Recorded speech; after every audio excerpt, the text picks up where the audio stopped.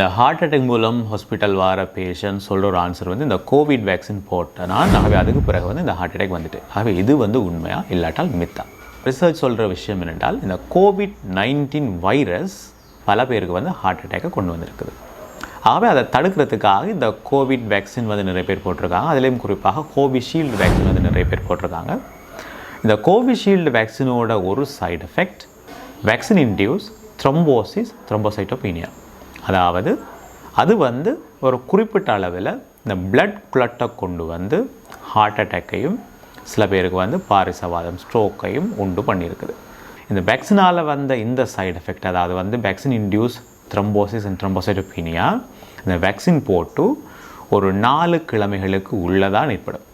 இப்போ நாங்கள்லாம் வேக்சின் போட்டு ஒரு 3 வருஷம் ஆகிடும். அப்போ இப்போ வர இந்த ஹார்ட் அட்டாக்கு வந்து இந்த வேக்சின் எந்த விதத்திலையும் ஒரு காரணமாக அமையாது.